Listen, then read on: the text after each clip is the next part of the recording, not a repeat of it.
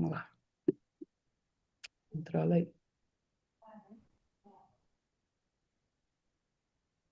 Olá, senhoras e senhores, meus queridos amigos, seguidores, inscritos nas minhas redes sociais, no meu canal do YouTube, Marta Serrati Online, o canal para fazer você pensar, questionar, transformar. Quero agradecer a todos que estão se inscrevendo no meu novo canal, TV Guanabara, sempre on air, on time, online para você. Vão lá, se inscrevam e aqui no canal Marta Serrati Online, vocês curtam, compartilhem, se inscrevam, porque eu estou retomando meus vídeos. E gostaria muito que vocês prestassem bastante atenção no que vai acontecer hoje. São dois ícones da Polícia Militar no Brasil. E hoje é domingo, dia 6 de 2025. Temos como convidados o coronel Márcio Tadeu, da Polícia Militar de São Paulo, que é piloto, comandante de helicópteros, e também agora deputado federal ocupando a vaga da deputada Carla Zambelli. Junto conosco também está o coronel Fernando Príncipe. E o coronel foi ex-comandante do BOP, empresário, consultor na área de segurança, principalmente segurança privada, e é um prazer, é uma honra recebê-los aqui, porque todos nós brasileiros estamos muito preocupados com a nossa segurança pública. Eu moro no Rio de Janeiro e o coronel também mora no Rio, o coronel Tadeu em São Paulo, e são as duas cidades mais atingidas por essa violência, por essa criminalidade, e a gente sabe o que está acontecendo em relação aos bandidos, de colarinho branco e de colarinho sujo. Vamos lá, como vai o senhor, coronel Fernando Príncipe? Saudações, Marta Serra. Saudações, senhor Coronel Tadeu, deputado federal. Eu me encontro muito bem, estou na inatividade desde 2012. Servi a Polícia Militar, melhor dizendo, por 34 anos. E durante todo esse tempo eu trabalhei em unidades operacionais apenas. Destas unidades, eu estive por 21 anos no BOP.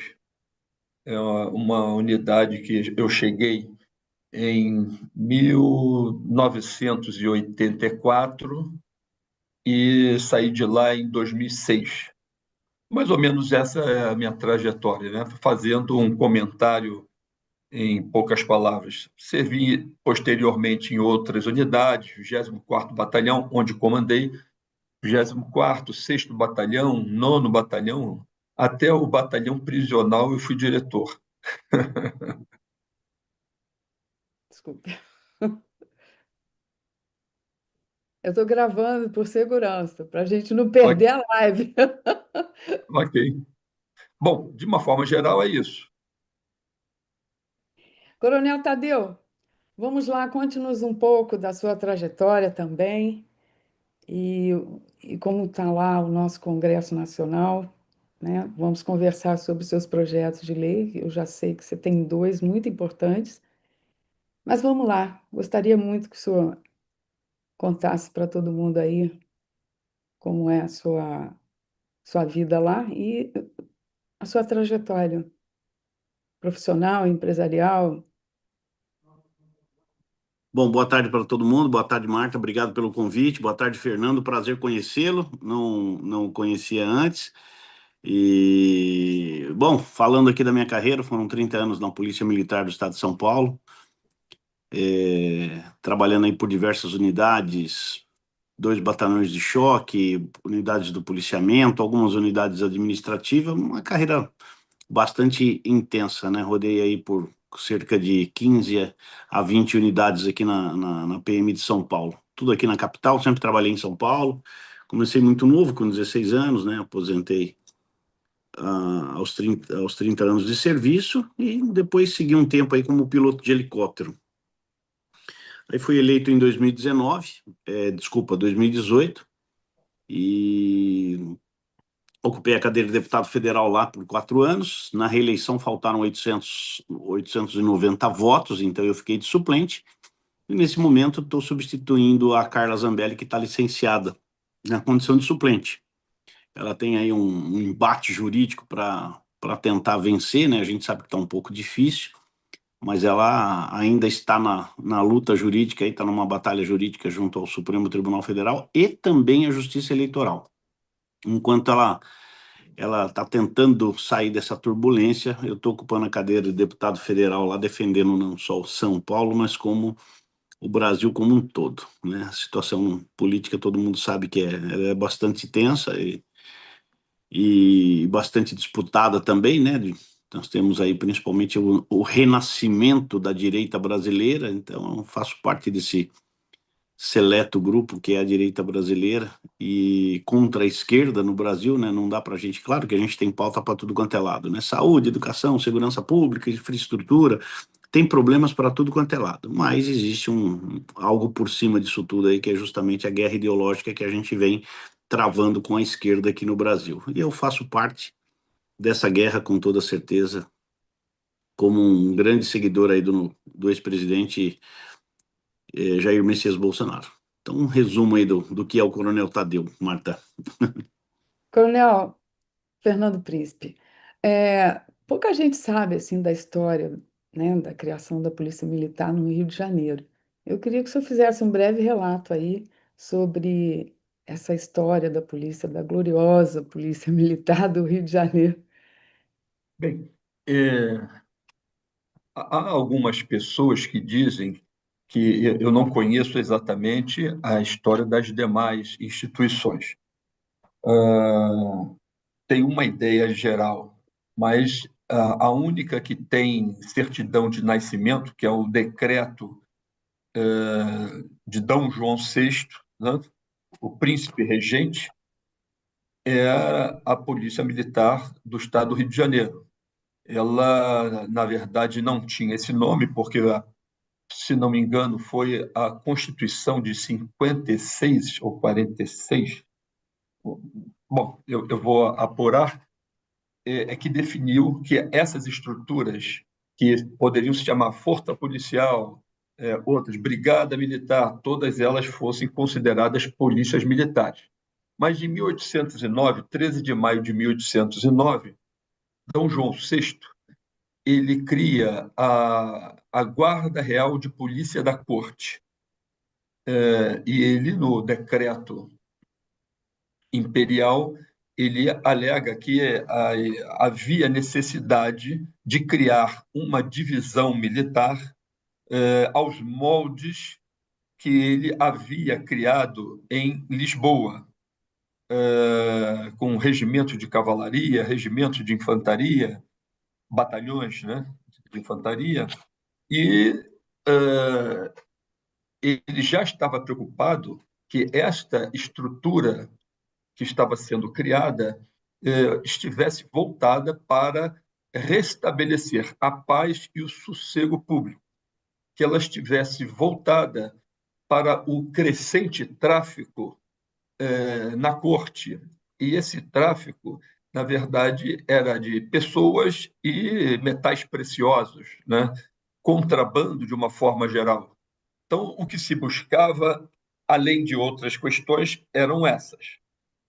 Posteriormente, essa Guarda Real de Polícia da Corte foi, ao longo dos anos, recebendo outras designações. Passou a ser Guarda Real de Polícia Permanente, passou a ser Guarda. Bom, alguns outros nomes. Ela foi, ao longo desses anos, 216 anos, foi sendo modificada por questões específicas e que eu acredito que necessárias a uma época. E até que chegou, já na República, passou a ser Polícia Militar do Estado do Rio de Janeiro. Primeiro do Distrito Federal e depois do Estado do Rio de Janeiro. Interessante. Coronel Tadeu, e aí em São Paulo? A história da Polícia Militar de São Paulo. Não sou lá muito bom de história, não, mas ela é de 1831. Também eu acho que o Fernando falou aí que foi chamada de corpo permanente, aqui em São Paulo também, né? Foi chamado de corpo permanente. Eu não vou lembrar exatamente em que ano que ela passou a ser chamada Força Pública, mas ela foi com esse nome até abril de 1970. E aí, de 70 para cá, fez uma junção com a Guarda Civil de São Paulo, na época que eu acho que a Guarda Civil fazia ali mais ou menos a atividade de polícia judiciária. Se juntaram, criaram a Polícia Militar e a Polícia Civil, e está assim até hoje. Então, desde abril de 70 que existe como é que chama, essa denominação de Polícia Militar do Estado de São Paulo. E, e eu acho que de detalhes é o que dá para lembrar aqui, que a própria corporação participou aí em alguns momentos da história, como por exemplo 1932, a Revolução Constitucionalista de 32, teve um contingente que foi para a Segunda Guerra Mundial também, e principalmente na época lá do 64, na época do governo militar também, na então Força Pública, né, também ajudou muito no combate à guerrilha. E, e hoje é a maior corporação que tem no Brasil, né? Nós temos aqui, acho que 93 mil homens ativos, é gente pra caramba, né? É a maior polícia do Brasil, 93 mil homens ativos e cerca de 60 mil aproximadamente inativos. Então é um grande contingente. A PM de São Paulo, ela normalmente eu acredito que ainda assim ela acaba sendo a pioneira em muitas coisas, né? E acaba servindo de exemplo para outras polícias, né? Como por exemplo a gente pode citar aqui a Rondas Ostensivas Tobias de Aguiar, né? A rota que todo mundo acha que é um batalhão, na verdade não é um batalhão. A rota é um nome de um policiamento, Rondas Ostensivas, e ganhou o nome de Tobias de Aguiar, que é o patrono, que foi implantada aí em 1970 por conta dos guerrilheiros, aí, os nossos subversivos, que gostavam de assaltar banco para financiar a guerrilha. Então foi criada especificamente para isso. E de lá para cá se tornou um grupo especial de combate ao crime organizado, né? E vem atuando até hoje, né? Hoje, né, até tem uma atividade bastante diversificada, porque nós não temos mais esses focos de guerrilha, mas atua bastante. Nós temos o GAT, o Grupo de Ações Táticas Especiais, o Comando de Operações Especiais, o COI, temos o Canil hoje também, que virou um batalhão. Então, uma PM gigantesca, gigantesca mesmo, que faz muitas atividades, né? Tem várias modalidades de policiamento, então é uma PM que dá para se respeitar, porque ela, com 90 mil homens, ela é muito grande mesmo. Bom, Coronel Fernando Príncipe, aqui no Rio, teve uma época quando eu acompanhei essa história do Plano Nacional de Segurança Pública em 2016, 2017. Foi ali que eu fiquei sabendo que, na época, o contingente da Polícia Militar no Rio de Janeiro era de 47 mil policiais. Como é que está estruturada a polícia? Como estava na sua época, como está hoje?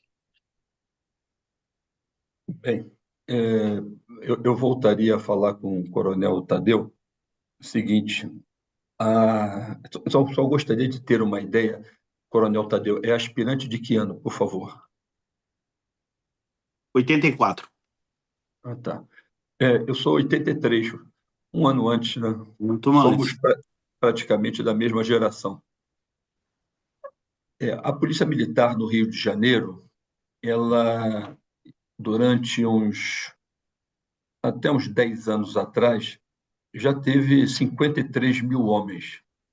Mas nós estamos num período de recuperação fiscal, principalmente por diversas decisões governamentais, começando com Sérgio Cabral, governador, e depois Pezão, que o sucedeu. O Estado entrou num declínio fiscal muito grande e hoje há uma déficit, melhor dizendo, de efetivo. O efetivo hoje da PM do Rio de Janeiro, ativos, são 43 mil homens. Nós, com 53 mil, já sentíamos necessidade de ter mais, com 43, não, nem se fala, né? Nós temos essas unidades todas que o Coronel Tadeu falou. O Comando de Operações Especiais, hoje, é um comando intermediário, né? Ele abriga sob ele o Batalhão de Operações Especiais, o Batalhão de Cães, né? Que é o BAC,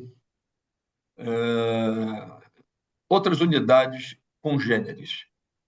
Outrora, abrigava ainda o Trânsito, mas ele não tinha o nome de Comando de Operações Especiais. Era uma outra designação. Hoje, o Trânsito, seja o Batalhão de Trânsito, o Batalhão Rodoviário e o Batalhão de Vias Especiais, eles têm um comando específico, próprio deles aí.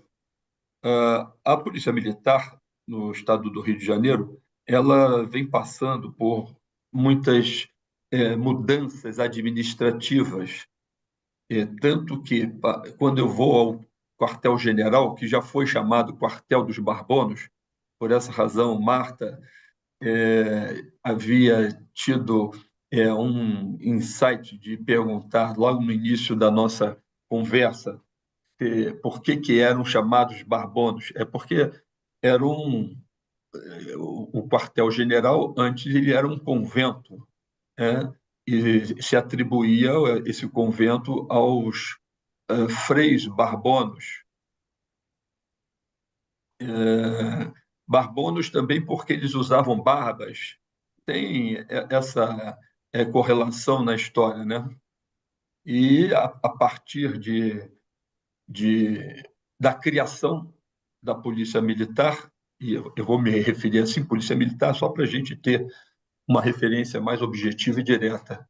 O quartel-general, na Evaristo da Veiga, passou a ser a sede da recém-criada unidade militar, Divisão Militar da Guarda Real de Polícia da Corte. Então, nós temos hoje um batalhão de operações especiais que ele tem independência administrativa, financeira, ele está instalado numa área que é em Laranjeiras, desde os idos de 2000, uma unidade grande, ela tem estrutura, estande de tiro, tem condições de fazer e promover o seu adestramento de uma forma geral. É claro que, dependendo do tipo de adestramento, passa a ser necessário algumas outras coisas que o aquartelamento não dispõe, mas se busca fora.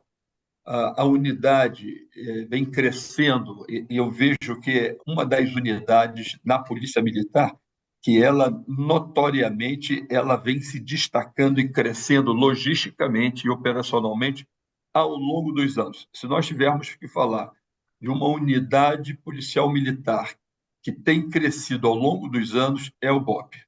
Algumas unidades estagnaram, até pelas... veja só, vamos falar do 1º Batalhão. O 1º Batalhão, ele reúne um efetivo e condições logísticas para fazer aquela polícia clássica, né? Mas o BOP não. O BOP é uma unidade de infantaria que realiza ação de comandos. Nós realizamos aqui operações sistemáticas de inteligência. Esse termo é uma coisa muito recente e muito pouco conhecida. Nós fazemos infiltrações em diversos lugares com êxito. Os nossos policiais, isso é uma atividade muito difícil, requer muitas habilidades, história de cobertura, recursos financeiros e apoio suficiente para não deixar assim ao largo os policiais que estão numa operação como essa. Não é qualquer um que consegue reunir condições técnicas para poder bancar uma operação dessa. Nós recentemente tivemos êxito, inclusive, muito bom êxito, numa determinada comunidade onde ela foi invadida por elementos de uma outra facção. A nossa unidade, através desses elementos específicos, conseguiu, com uma história de cobertura, se infiltrarem e depois apontaram onde seria local de guarda de armas, delinquentes que estavam se homiziando num lado ou no outro, e dessa maneira conseguimos finalizar a operação.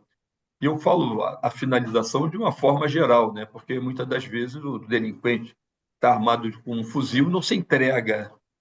A única forma de se prender é apreender depois o cadáver e conduzir isso daí, né? Infelizmente é dessa maneira. Mas a Polícia Militar do Rio de Janeiro vem inovando em muitos campos. A parte de ciência e tecnologia também vem desenvolvendo bastante. Uma das questões que eu julgo mais complexas é a parte de comando e controle para qualquer operação.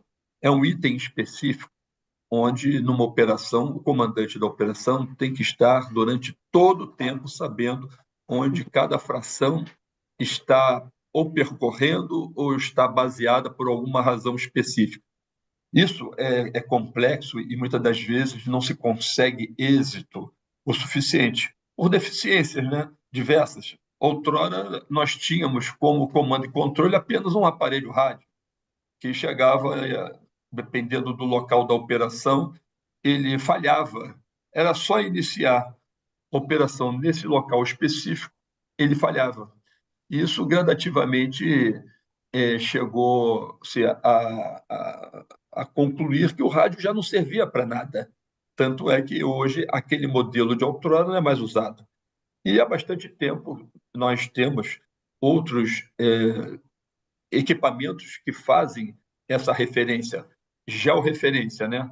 Então, o comandante da operação ele sabe exatamente onde cada um dos seus integrantes estão atuando, etc, etc.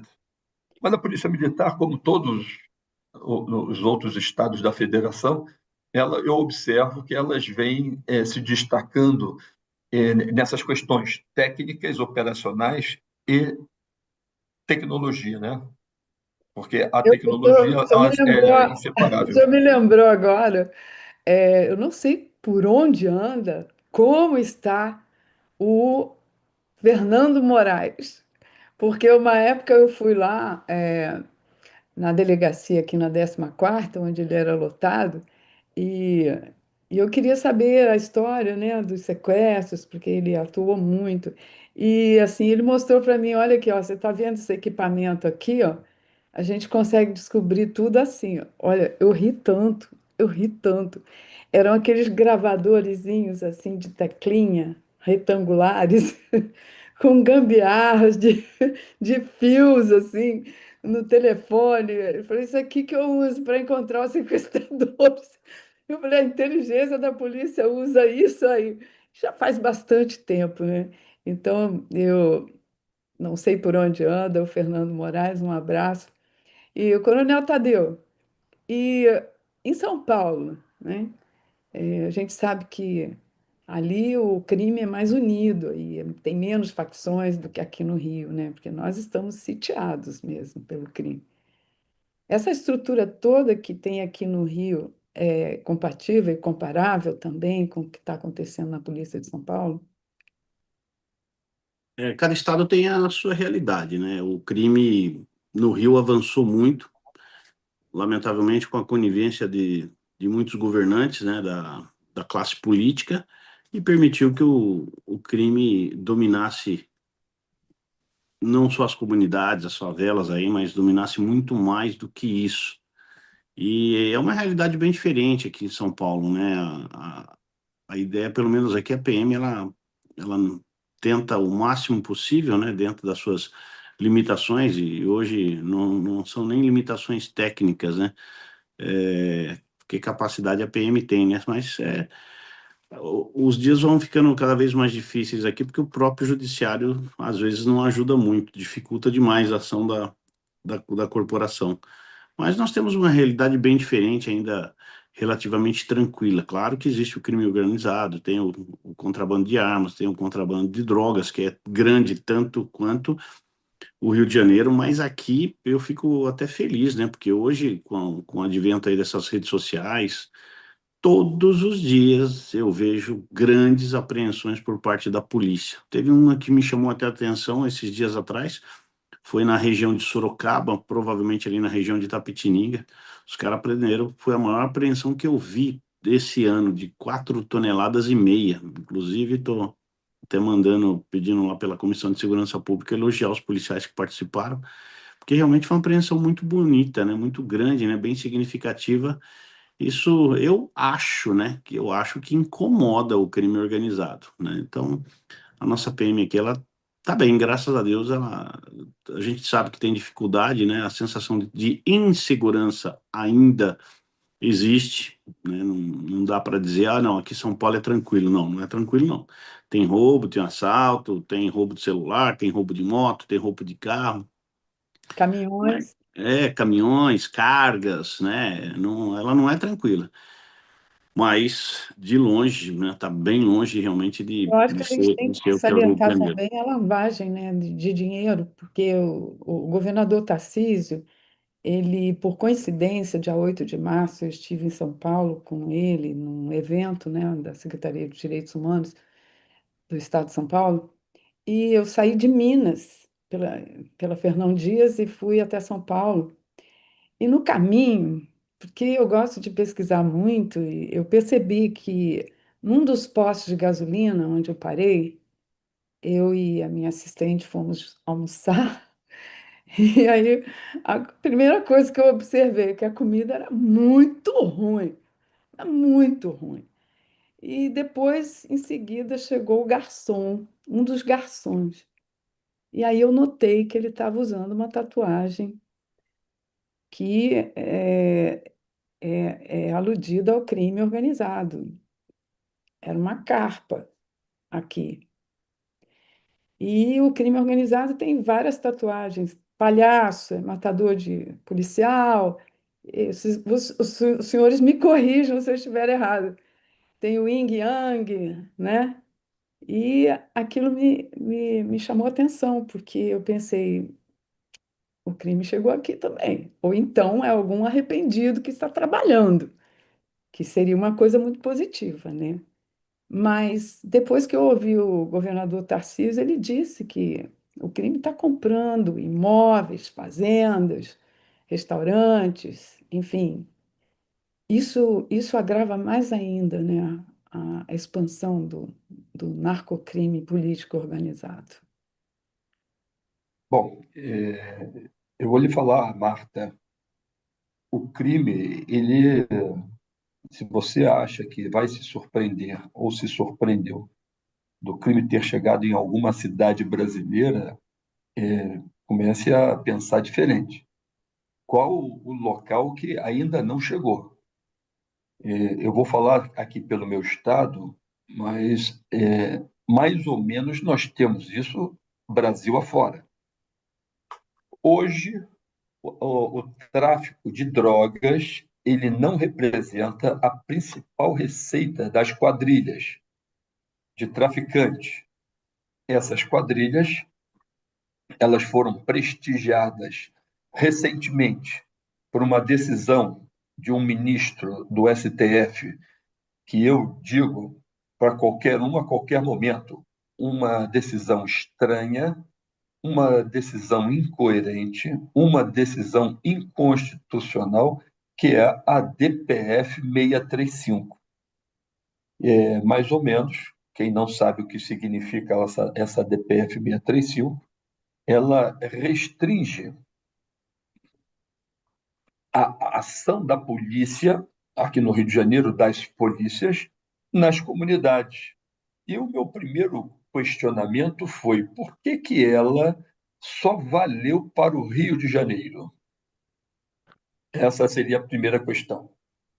Fosse eu governador à época, eu teria dito para o nosso ministro Fachin, que é o pai dessa excrescência: meu ministro, essa DPF vale para o Brasil inteiro? Não, é Rio de Janeiro. Se não vale para o Brasil inteiro, para o Rio de Janeiro também não vai valer, porque aqui nós temos problemas demais para que surja agora o senhor como santo protetor de vagabundo. Mais ou menos, para que houvesse uma operação nessas comunidades, deveria haver planejamento, como sempre houve. Deveria haver comunicação a diversos órgãos: Defensoria Pública, Ministério Público, Secretaria de Educação, Secretaria de Saúde. Era uma quantidade de exigências que tornava a surpresa e a operação praticamente ineficiente. Dessa maneira, os vagabundos, as quadrilhas, engordaram, ficaram muito mais poderosas, aumentaram os conflitos entre as diversas facções, uma coisa que o Rio tem, diferente de São Paulo. Parece que em São Paulo só tem o PCC. Aqui no Rio, nós temos pelo menos 4, 5 facções criminosas atuantes. Temos uma predominante, mas temos as demais que acabam também incomodando muito essa predominante. A predominante é o Comando Vermelho. O nosso presidente, quando caminhava na sua campanha em 2022, ele esteve lá no Complexo do Alemão, fazendo campanha política, né? Coisa que Bolsonaro não conseguiria fazer. Sai com um chapeuzinho lá do CPX, que era a abreviatura de complexo, e muitas outras pessoas, artistas, e até o Bonner aparece fazendo na Globo uma alusão ao CPX, um bonezinho do CPX. Depois nós tivemos, já em março de 2023, o ministro da Justiça, o Dino, vindo ao Rio de Janeiro para num outro complexo, que é o Complexo da Maré. Maré por quê? Porque essas estruturas beiram a Baía de Guanabara, num determinado trecho. Ele é convidado para uma reunião com diversas ONGs, 40 ONGs, no Complexo da Maré. Ele entra sem segurança, ele entra num local que é uma comunidade e que ninguém entra sem força policial. Só entra ali quem é morador dali. Quem não é morador não consegue entrar, porque logo é barrado. Ele foi para um determinado local, previamente definido, onde estavam ali exatamente as lideranças e outros elementos relacionados ao crime, para poder conversar com o Dino. Mas que tipo de conversa é essa? Isso não ficou claro em nenhuma reportagem. Isso eu soube através de dados de inteligência, tá certo? Sei que, aí sim, ficou claro depois, que foi apresentado a ele um plano de segurança pública para a Maré. Conversa fiada, é só para ter o que falar. Esse plano de segurança pública da Maré é até uma coisa incongruente. Ele falava de retirar a arma da população civil ou desarmar a população civil, mas não falava em desarmar vagabundo, né? E por último, a minha curiosidade ela aguça a seguinte condição: por que essas pessoas não foram a Brasília? Né? É porque não podiam, porque grande parte delas são marginais da lei, com mandados de prisão, ou foragidos do sistema prisional, que se passar num aeroporto vai ser identificado e será preso, né? Então, o ministro da Justiça desse governo atual, ele é capaz de vir aqui para acenar para o Comando Vermelho E eu entendo que isso é uma comunhão de desígnios.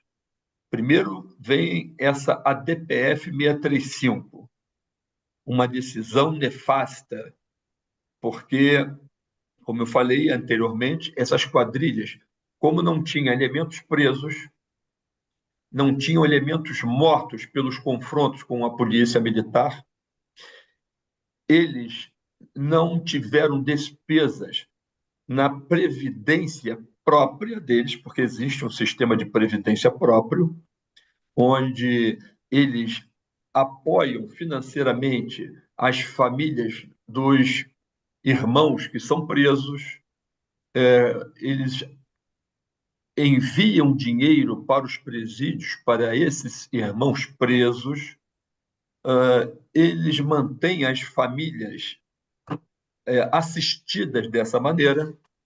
Quando são mortos, eles mantêm a família assistida. Então, isso é um modelo de despesa, além das armas e drogas que são apreendidas e, e acabam, dessa maneira, fazendo com que eles tenham despesas grandes para repor os seus respectivos arsenais, né?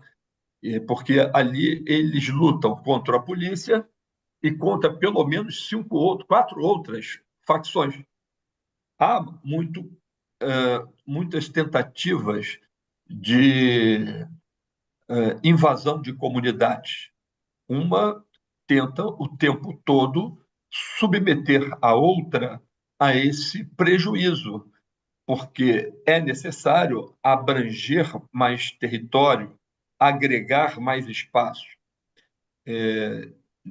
Nesse momento atual, fazendo uma alusão ao que eu conhecia na década de 80, de 90, os traficantes, como eu falei, eles não têm mais a receita do tráfico de drogas, pelo menos aqui no Rio de Janeiro, como sendo a principal receita e, consequentemente, a principal atividade econômica. Eles buscam outros serviços, do tipo TV a cabo, provedores de internet. Anteriormente, eu vou utilizar o nome de uma provedora, a Oi. Ela vinha com um cabo, entrava na comunidade e ali se ramificava como sendo raízes de uma árvore, né? Ali a rede se estabelecia. Eles começaram a identificar isso e passaram a corta o sinal. Aí a operadora vem e restabelece, eles vão e cortam novamente. A operadora retorna e fala assim, não, aqui não mais. As pessoas que moram ali é que ficam prejudicadas. Eles não Ficam querem reféns, saber. né? Não só do narcocrime político organizado, porque viram currais, né? As comunidades, infelizmente, mas também ficam entre o tráfico, a milícia e a polícia. Então, deve ser horrível criar filhos em um lugar assim, hostil, assim, pelo menos Bom, parece. E ué, eu, horrível é. A gente é, só tem que encontrar soluções para isso. Eu acho que por parte da polícia, ela tem que fazer o seu papel. Eu acho que a polícia não tem que entregar flores, fazer outro tipo de ação que não seja o próprio dela. Porque quando mas ela teve faz muita, ou, muita desen, fundação estrangeira ou investindo na desenvolve outras humanização da atividades, polícia militar, quando ela né? desenvolve outras atividades, ela deixa de fazer a sua que é principal. Então, como eu estava falando, eles passam a negociar para poder continuar fornecendo. Eles constituem uma empresa, e hoje talvez o nosso coronel Tadeu tenha conhecimento, há pela legislação viabilidade de se criar empresas de fornecimento de sinal de internet. Então, a Oi continua fornecendo até um determinado ponto. Ela não perdeu essa condição. Desse ponto em diante, até a comunidade ou até uma determinada região, é com a empresa que eles definem, que eles escolhem, e naturalmente vão escolher as suas próprias empresas, que são criadas com esse objetivo. Então, o delinquente, ele hoje tem atividade diversa, prestação de serviço, como internet, TV, TV a cabo, gás, transporte alternativo,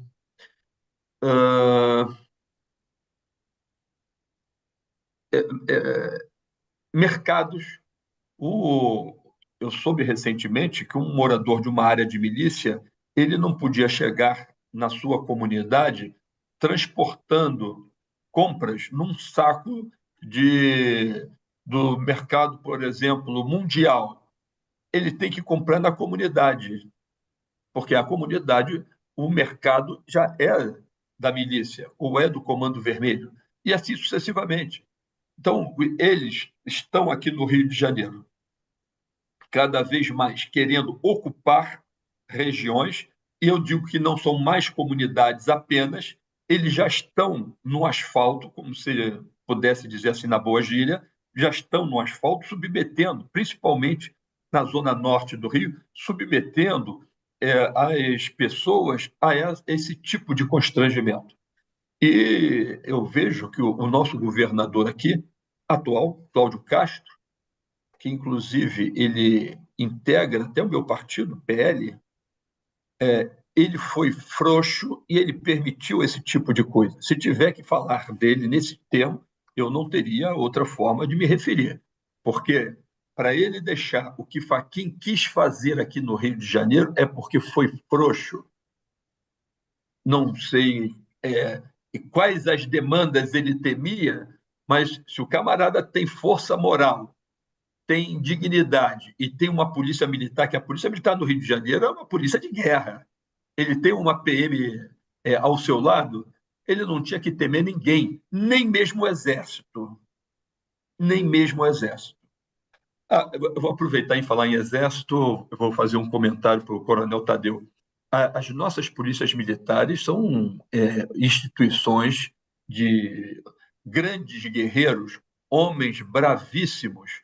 Eu lembro muito bem que nós, na Guerra do Paraguai, além de outras batalhas, a Polícia Militar do Rio de Janeiro esteve à frente, com outras forças, naturalmente. Na Guerra do Paraguai, nós mandamos para lá 2 batalhões, que foi o 12º Batalhão de Voluntários da Pátria e o 31º Batalhão de Voluntários da Pátria. Coisas interessantes, né, na nossa história. Coronel Tadeu? Oi?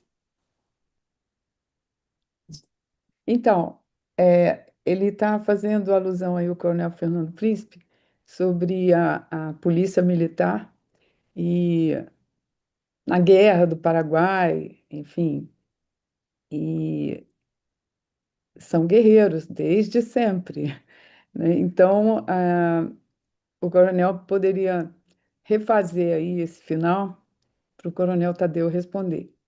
Não, eu estou dizendo, isso aí foi só um detalhe que eu lembrei. O Coronel Tadeu fez alguma citação da Polícia Militar do Estado de São Paulo, que eu tiro o chapéu para a PEMESP, pela sua organização, pela estrutura. Quando eu vou a São Paulo, eu fico observando.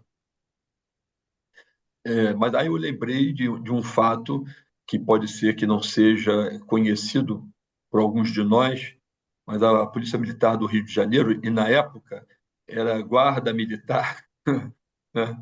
Divisão Militar da Guarda Real de Polícia. Esse termo também foi o termo de um período. Saiu a corte, aí entrou polícia. Divisão Militar da Guarda Real de Polícia da Corte. Depois, Divisão Militar da Guarda Real, da Guarda Real de Polícia Permanente. Divisão Militar da Guarda Real de Polícia, coisas desse tipo, né? Então, nós enviamos 2 batalhões para a Guerra do Paraguai. O primeiro, que era o 12º Batalhão de Voluntários da Pátria, e o segundo era o 30º Batalhão de Voluntários da Pátria. O curioso nisso daí é que os policiais foram a pé firme até lá e voltaram também a pé firme, né? E o pessoal do 12º Batalhão de Voluntários da Pátria, que eram lá da província de Niterói, portanto, era uma outra província, não era a província da corte está o 31º, da província de Niterói foi o 12º. Hoje nós podemos falar que todos são a mesma coisa, porque Guanabara, que era a corte, passou a se integrar em 1975 ao antigo estado do Rio de Janeiro. Então, tudo hoje estado do Rio de Janeiro. E tinha um cachorro que a história diz que ele era muito bravo, ele era o terror dos paraguaios, que o cachorro atacava, é, ele seguia com os policiais, ele foi ferido, um ferimento fatal, trouxeram o cachorro para ser empalhado aqui no Rio de Janeiro, está no nosso museu. Mas o curioso é que as unidades de infantaria caminhavam a pé firme, né? E precisava da fanfarra, que eram os bumbos, marcando a voga para que se cumprisse, por exemplo, 7 km/h e conseguisse sair daqui num determinado dia, cumprindo o planejamento, e chegar no Paraguai em condições de determinada data. Uhum. Então, os bumbos da fanfarra do, da polícia, que era do 12º Batalhão de Voluntários da Pátria, de Niterói, do Rio de Janeiro, né? Niterói era a capital. Eles eram tão grandes que a população dizia que quando passava, o bumbo batia, a terra tremia. Então, eles são conhecidos hoje, até hoje, como treme-terras. E essa Ah, designação até hoje, é. E tem um vídeo aí, Coronel Tadeu, de uma policial, não sei se é cabo, se é sargento, viralizou. Maravilhoso. Ela cantando e falando, fazer a terra tremer. Tá, tá, tá. Lembra é disso? treme-terra. Os Eu cheguei a ver. treme-terras são muito orgulhosos deles. E a gente acha que isso é motivo de, é, Quarta assim, companhia. se encabular. Não, negativo. Eles É, são orgulhosos de serem treme-terras. a história, acho que é quarta companhia, nananana, a fazer a terra tremer. Muito emocionante. O Coronel Tadeu, Oi, com isso tudo que o Coronel Fernando Príncipe nos contou sobre a situação aqui no Rio, né, da PM, dos criminosos, enfim, aí em São Paulo, né, não é diferente, como o senhor falou. Mas eu queria muito que o senhor falasse sobre os dois, o primeiro projeto de lei que o senhor tem no Congresso, que de uma certa forma também afeta, né, essa estrutura do crime que são as audiências de custódia, né? Porque não adianta a polícia prender e aí tem a tal da audiência de custódia, que até hoje muita gente nem sabe direito o que significa e o que acontece nessas audiências de custódia. Eu queria que o senhor falasse um pouquinho sobre isso e sobre o projeto, né? primeiro deixa eu botar o filminho aqui, que eu vi esse filminho aí da policial. Eu estava até Ah, procurando aqui na é internet. bom, e Falei, é muito lindo. é muito bacana. Esse aqui, ó. Ela é muito forte, apesar da... Esse mesmo. Chegou a quarta-feira, melhor do mundo. Chegou a quarta-feira, melhor do mundo. Chegou a quarta-feira, nosso tema é vibrar. Escuta.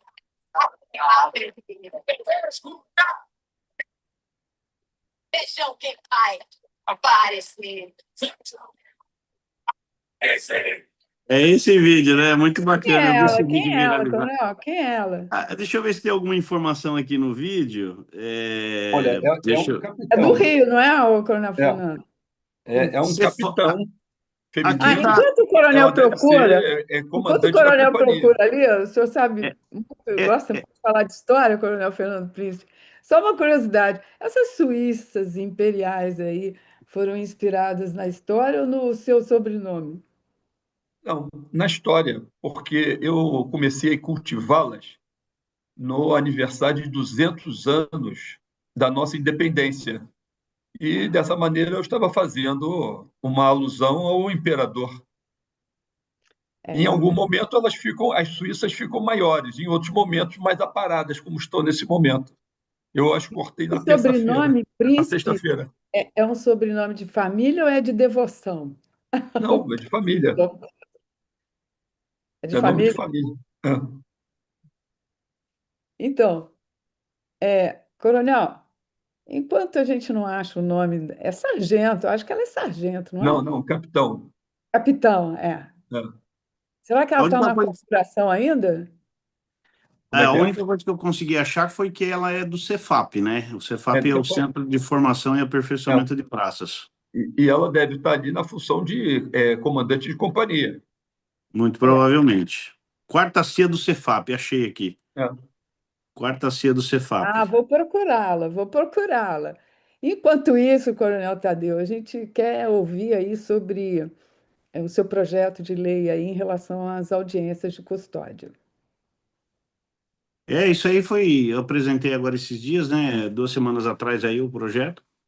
Só fazendo um resumo para quem não sabe o que é audiência de custódia, é uma audiência que é feita com o preso após ele ser preso em flagrante, em até 24 horas. Ele tem que ser levado à presença de um juiz, né, e um promotor que vão, teoricamente, deveriam avaliar somente a legalidade da prisão. Se a prisão tiver tudo ok, ele continua preso e pronto.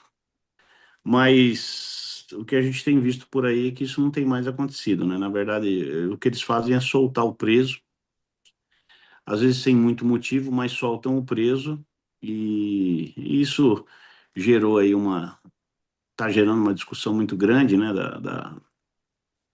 em relação a essas ações do judiciário e tem acabado com a polícia, né? Isso aí tem desmoralizado demais as corporações aí, a autoridade policial, tem criado demais essa sensação de impunidade que já Deve existe ter no país, não é de reincidência, hoje.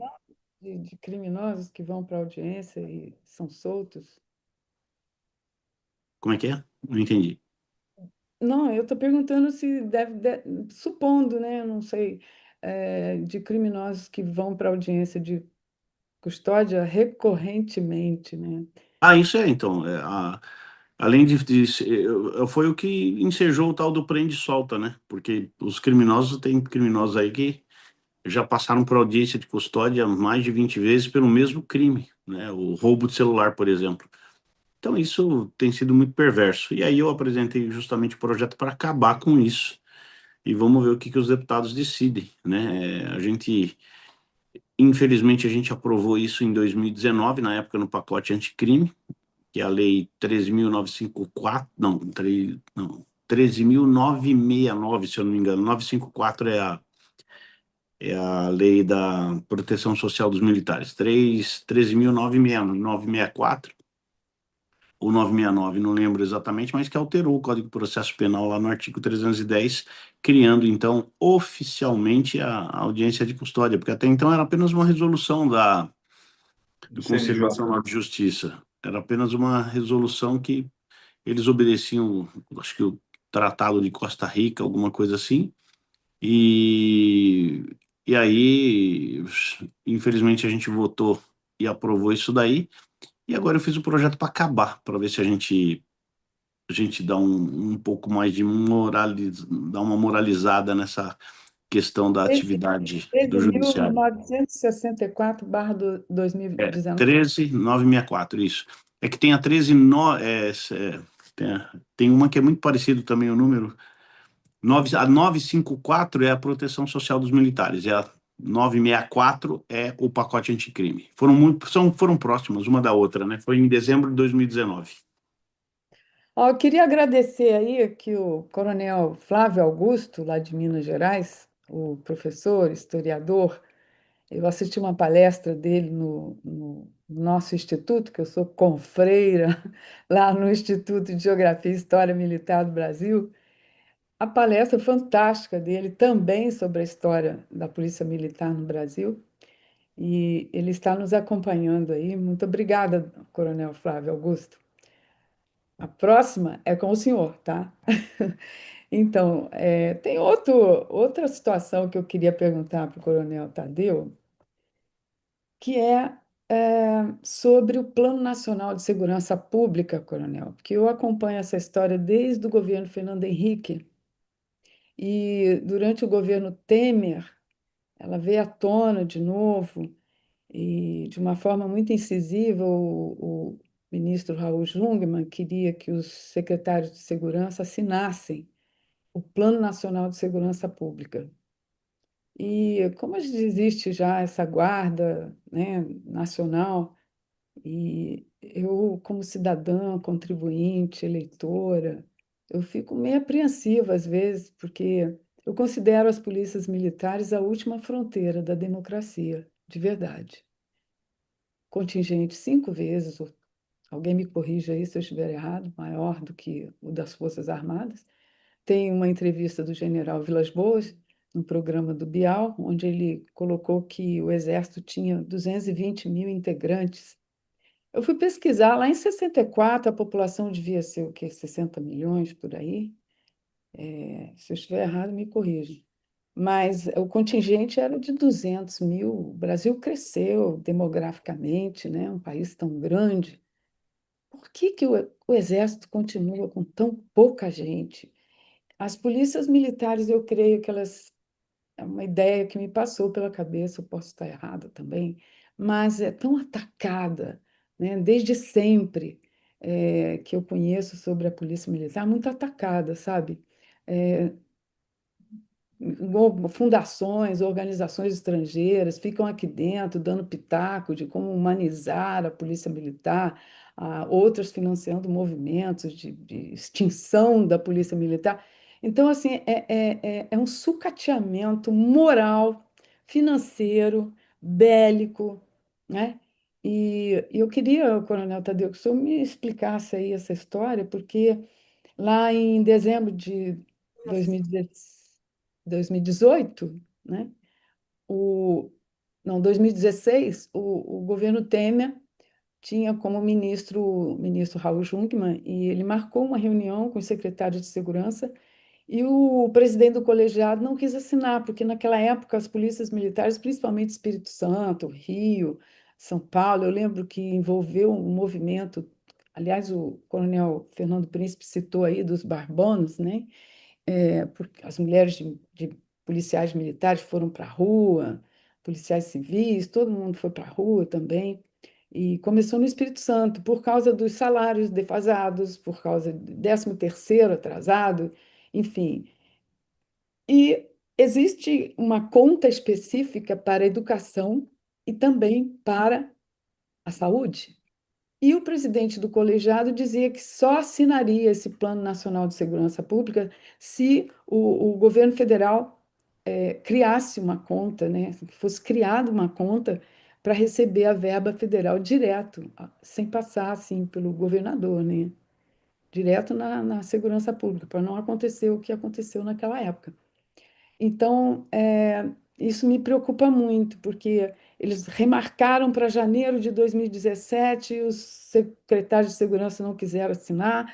Depois, dia 18, às vésperas, o presidente do colegiado dos secretários de segurança declarou na imprensa que não assinaria.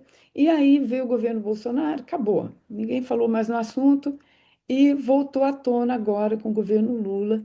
E eu não sei, e alguém me corrija também, porque esse dado aí eu tenho de memória e a gente não tem mais aquela memória boa, né? E o ministro Alexandre de Moraes andou convocando os comandantes das polícias militares no Brasil. Alguns não compareceram, outros compareceram. Por que tanto interesse assim nas polícias militares, né? E eu posso estar errada, mas eu fico assim meio apreensiva, sabe? Porque a gente já está discutindo tanto democracia e eu fico com medo assim de transformarem a polícia militar numa guarda nacional que dá a impressão, não é só eu que falo isso, que é uma polícia de governo e não de Estado. Bom, Aí é, eu falei, o Coronel Tadeu está hipnotizado, está congelado. Não, bom, sobre essa PEC aí, Marta, ela não vai a lugar nenhum, né? Ela é muito mal escrita, não traz absolutamente nada de novo, não traz nada de inovador, nem não traz nenhuma melhoria para o sistema de segurança pública. Ela é muito fraca. Ela é triste ver porque veio lá do Ministério da Justiça, né? Eles simplesmente só provocam uma centralização das decisões e não é isso que vai resolver o problema de segurança pública do Brasil, né? Está muito longe, né? Claro que se tivesse investimento nas corporações, elas poderiam ser muito mais eficientes, né? Os estados não têm lá tanto dinheiro assim para colocar na segurança pública.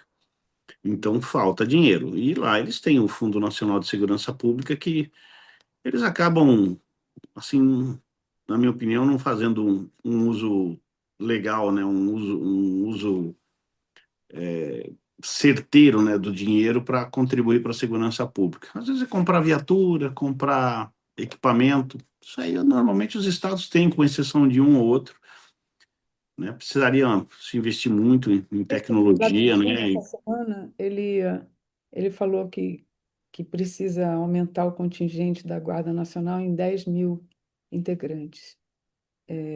Da onde sairiam? Não sei, quem fala tem que dizer de onde vai sair, né? Não sei se tem dinheiro para contratar mais funcionário público.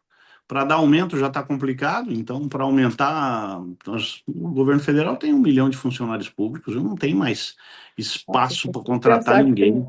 tem piloto de caça parado, avião parado, porque não tem dinheiro. Não tem dinheiro, então fala que vai contratar, vai tirar da onde, vai pagar onde. Então fica muito difícil, né? Muito vago. E o que está acontecendo é que o próprio Estado está afrouxando as regras, né, para os bandidos. Então, acho que se a gente mudasse um pouco o conceito de como tratar o bandido e tratar ele como um bandido de verdade mesmo, tem gente, eu acredito que a gente conseguiria reduzir muito o crime no Brasil, que tem cara que não ia. Se a justiça fosse implacável, e não é, nossa justiça é frouxa, nossa justiça é uma porcaria, né? Para não dizer uma palavra mais chula, né? Mas nossa justiça não presta para nada, né? Você tem aí 700 mil presos no Brasil, e é pouco, por tanto de bandido que tem no Brasil. Então é uma PEC que está sofrendo lá, ela nem começou a andar ainda, ela nem começou, ela nem passou pela CCJ.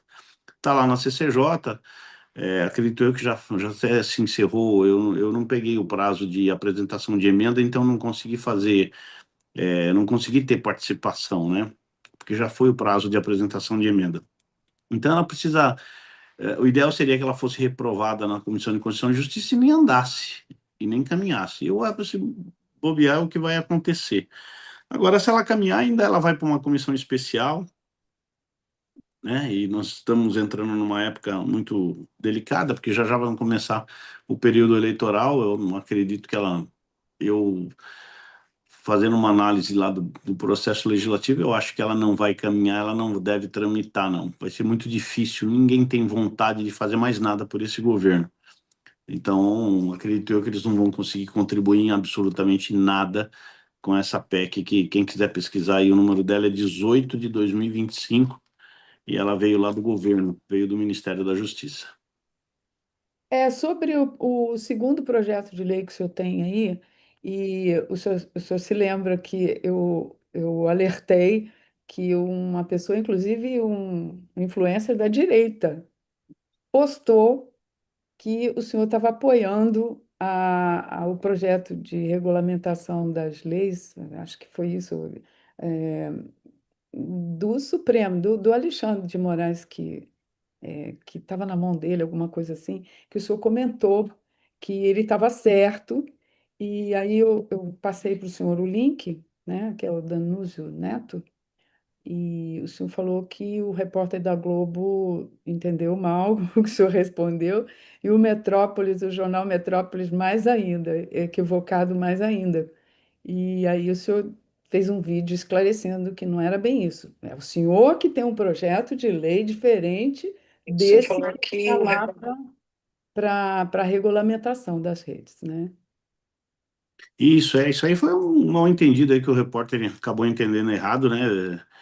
E como chama? O repórter dizia que eu queria a censura, é exatamente o Exato. contrário.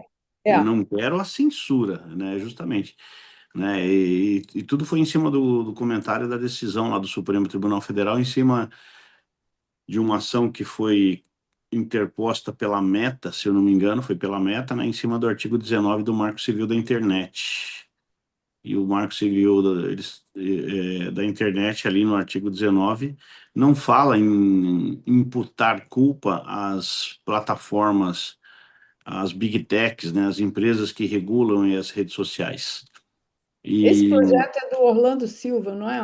Esse projeto da regulamentação que eles estão querendo aprovar do PT, o é, Orlando Silva. existe um projeto que tramita na Câmara, está na Câmara dos Deputados ainda. Mas não é o mesmo, então, né?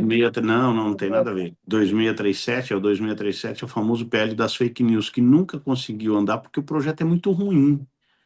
Ele é péssimo, aquele projeto do Orlando Silva. E em algumas entrevistas eu até falei, isso aí tem que ir para o lixo, que não serve para nada esse projeto. Não serve para nada mesmo. O seu projeto já foi aceito lá para ser Não, eu votado? não apresentei projeto nenhum, eu não sei de onde ele tirou isso. Eu não apresentei projeto nenhum a respeito disso.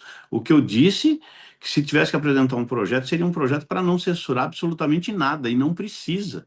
Ah, então não existe esse projeto Não existe projeto. Não ainda. existe o projeto, né? É claro que pela ausência de lei, né, ao invés do Supremo Tribunal Federal não decidir, eles fizeram um caminho contrário. Eles decidiram porque não existe a lei. Na verdade, eles não poderiam fazer isso. Então, eles decidiram que as empresas elas têm culpa.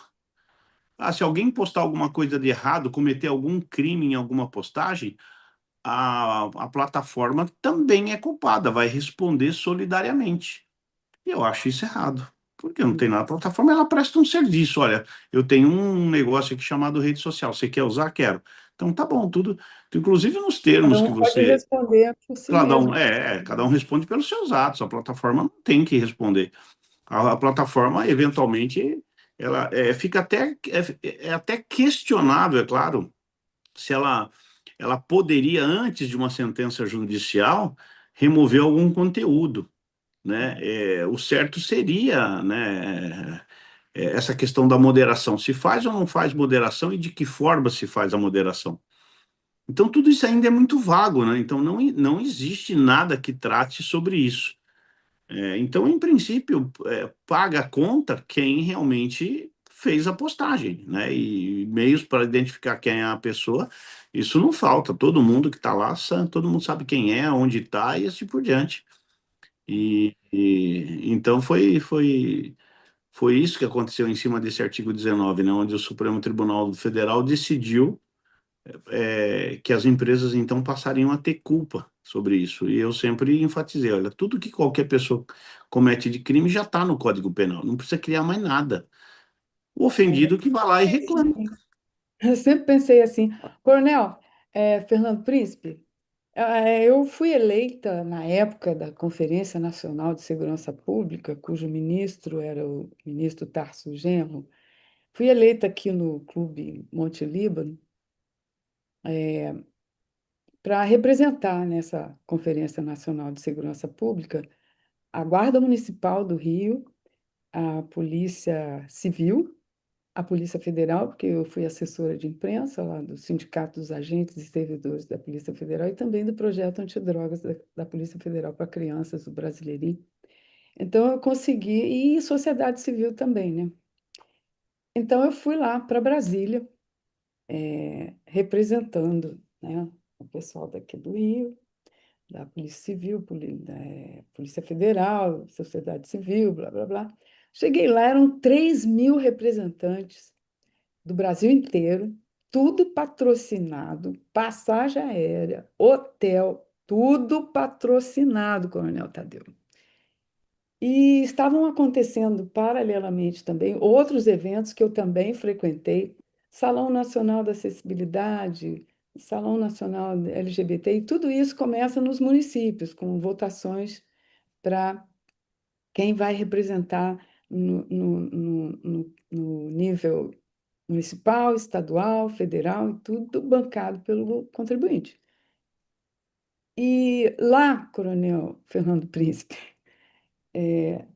eu acho que dali surgiram muitos conselhos de segurança, porque era, eram reuniões e a gente tinha que fazer múltipla escolha do que seria melhor para a sociedade, enfim.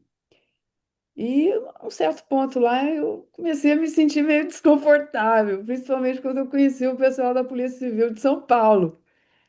E, nossa, teve uma coletiva lá e alguém perguntou para o ministro, eu perguntei para o ministro sobre a vigilância e a segurança privada, que eu não vi ninguém representando a segurança privada e a vigilância. E assim, ele respondeu que não fazia parte da segurança pública.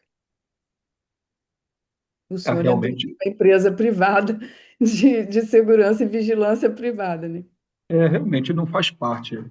A segurança privada ela é complementar à segurança pública, né? Isso. Ela tem como atribuição e competência de atuação exclusivamente as áreas interiores, as áreas privadas, né? Mas, embora eu tenha, e nesse momento eu esteja abrindo uma empresa também, uma filial em São Paulo, eu gostaria de fazer um comentário ao Coronel Tadeu sobre a audiência de custódia. Aqui no Rio de Janeiro, há muito nós observamos que essa audiência de custódia, que foi criada exatamente a iniciar pelo CNJ, única e exclusivamente para se verificar se no ato da prisão houve tortura e a prisão foi legal, ou seja, em flagrante. Agora, a partir do tempo, nós cansamos de observar que as faculdades de direito e outras também, elas vêm sendo contaminadas por ideologias e nós começamos a notar uma referência garantista a determinados magistrados que têm como foco a aplicação mais restrita do direito, ou seja, o subjetivismo. As audiências de custódia, elas passaram não só a apreciar o aspecto legal da prisão, ou aferir se houve, durante a prisão, exagero, se houve tortura, maus tratos. Começamos a observar em diversos vídeos dessas audiências, praticamente o magistrado querendo transformar essa audiência em instrução e julgamento. Eu não sei se o Coronel Tadeu tem essa informação, se tem essa experiência, é porque o camarada, a prisão era relaxada imediatamente, em que pese todos os elementos da flagrância estarem evidentes. Nós tivemos aqui no Rio de Janeiro alguns casos absurdos. Esse ano, inclusive, no início do ano, um determinado delinquente foi preso com 30 quilos de cocaína. Na audiência de custódia, a prisão foi relaxada. E a gente fica pensando, como pode uma audiência dessa natureza ter esse caráter? O papel do magistrado seria verificar exclusivamente os fatos inerentes à prisão, se geraram tortura, se geraram algum tipo de ilegalidade. E não ele querer fazer instrução e julgamento naquele momento. Posteriormente, essa mesma pessoa, esse delinquente, ele esteve 10 dias depois preso em flagrante novamente, com 11 fuzis levando para uma determinada comunidade. Então, o delinquente ele é quanto mais na prática criminosa. Nós tivemos um outro fato, que um delinquente ele só ficou preso depois da 175ª vez que ele passou numa audiência de custódia com um fuzil. Ora, não tem sentido isso. O camarada levar, ou a nossa sociedade precisar de 175 vezes, ou melhor, 175 prisões em flagrante para poder ter o camarada definitivamente excluído do convívio. Esse tipo de coisa é um absurdo, é uma desconformidade, e, nesse sentido, nós temos que realmente acabar com as audiências de custódia, porque elas só servem para poder consumir algum recurso do Estado que, para fazer justiça, definitivamente ela não se presta. Uma outra questão que eu vejo que o Coronel Tadeu ele pode ter mais oportunidade agora para tratar justamente com além das audiências de custódia, o outro tema, deixa eu ver, eu como não anotei aqui, eu acabei divergindo do pensamento que eu estava tendo. Bom, depois eu lembro, eu falo se der tempo. Mas é uma boa opção ou oportunidade para o Coronel Tadeu, nesse momento onde esses questionamentos estão sendo bem assim acalorados, nós tentarmos definitivamente acabar com essa excrescência. É isso mesmo. Bom, vamos às considerações finais, Coronel Tadeu. Já Vamos estamos lá. em 2h08. Vamos lá. Então, Primeiro, agradecer aí a oportunidade, né? E segundo, dizer que eu tô lá num mandato meio que tampão no lugar da Carla Zambelli, né? Mas é uma oportunidade grande de poder mostrar quais são os meus valores e exatamente onde eu quero atuar como um legislador, que é exatamente a função que eu estou exercendo agora como deputado federal, né? E a gente sabe que o Brasil, ele foi entregue aí na mão de pessoas aí que legislaram muito a favor da criminalidade, já que a nossa live aqui é sobre segurança pública, né? E houve muita leniência por parte dos legisladores, né, deputados e senadores nos últimos 20, 30 anos, mais ou menos. A legislação penal e processual penal, ela caminhou, infelizmente, só a favor do bandido e nunca a favor da sociedade. Então é bom um espaço como esse para a gente expor exatamente o que eu pretendo fazer, né? Que a nossa legislação processual ela carece de muita mudança mesmo. Ela é muito fraca, muito leniente, né? Pouco punitiva. Ela permite brechas e mais brechas. Então esse é o trabalho. Obrigado, Marta. Obrigado, Fernando, aí pelo bate-papo, né? Até uma próxima oportunidade e mandar um abraço para todo mundo aí que está nos assistindo. Coronel Fernando Príncipe. Bom, eu fui agraciado com essa oportunidade de estar conhecendo o Coronel Tadeu, um colega principalmente de estado adjacente, tratarmos aqui questões importantes, principalmente tendo a oportunidade de estar num mandato, ele tratar junto com os seus pares essas questões relacionadas à segurança pública, que são mais necessárias com o sentido de proteger a sociedade. É dessa maneira que eu vejo que o nosso papel hoje, como legisladores, precisa estar inclinado à defesa da sociedade, já que nós observamos um judiciário ativista e que não tem a preocupação e não vê a sociedade como estando, vamos imaginar, ao seu lado. Ele se posiciona justamente no contraponto. Então, eu acho que os legisladores devem se ombrear cada vez mais e fortemente para poder desenvolver legislações novas ou alterar aquelas que são lenientes, que são fracas. Por exemplo, a redução de pena, o benefício na execução penal, isso são coisas que nós já temos que há muito tempo estar discutindo e não aceitando mais que as cortes superiores, por exemplo, o STJ recentemente, através de um entendimento de um magistrado, e cada um ali entende uma coisa da sua maneira. Antes nós tínhamos um delinquente preso por tráfico de drogas, sentenciado pela lei de drogas, pelo tráfico, e se ele tivesse na posse ou portando um fuzil, por exemplo, ele seria sentenciado pela arma de uso restrito. Eram duas, uma e outra. O entendimento desse ministro é que o fuzil faz parte, é como se fosse uma ferramenta de trabalho do traficante e passou a ser uma agravante apenas. Isso gerou redução de pena.